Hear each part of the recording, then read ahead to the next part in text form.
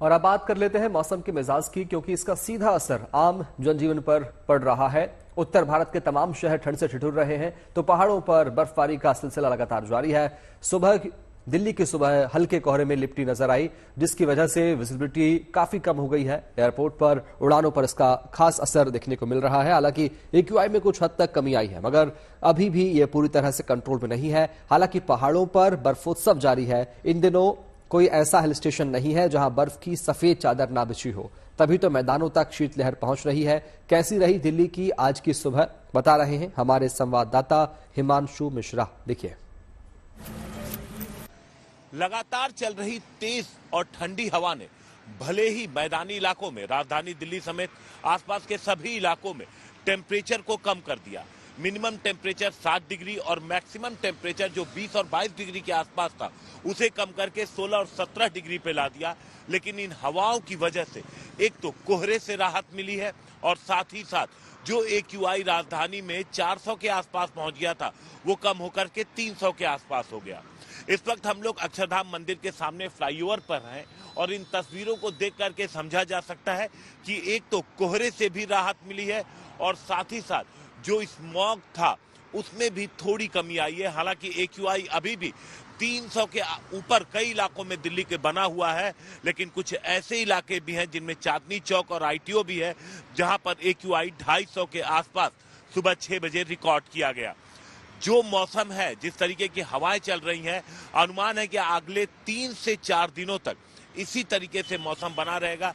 यानी इन हवाओं की वजह से AQI के साथ साथ कोहरे से भी राहत मिलेगी, लेकिन जो टेम्परेचर कम हुआ है उसकी वजह से जो ठंड बढ़ी है वो भी बना रहेगा। यानी अगले 1 हफ्ते तक कड़ाके की ठंडी पड़ सकती है। कैमरामैन शगुन भारद्वाज के साथ हिमांशु मिश्रा, दिल्ली। चलिए अब आपको लेकर चलते हैं गुलमर्ग, जहां बर्फबारी से मौसम पूरा बदल गया है। भारी बर्फबारी होने की वजह से मौसम विभाग ने अलर्ट जारी किया है। मौसम विभाग ने पर्वतीय क्षेत्रों में हिमस्खलन, भूस्खलन, पहाड़ों से पत्थर गिरने की चेतावनी जारी की है।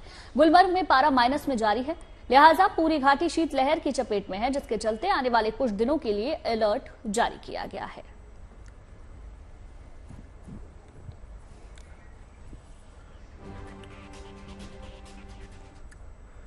और अब चलते हैं गुलमर्ग के बाद बांदीपुरा, जहां सीमा सड़क संगठन यानी कि BRO की टीम सड़क से लगातार बर्फ हटाने का काम कर रही है। दरअसल घाटी में भारी बर्फबारी हो रही है, जिसके बाद बांदीपुरा गुरेज सड़क पर रात में बर्फ हटाने का काम शुरू कर दिया गया है।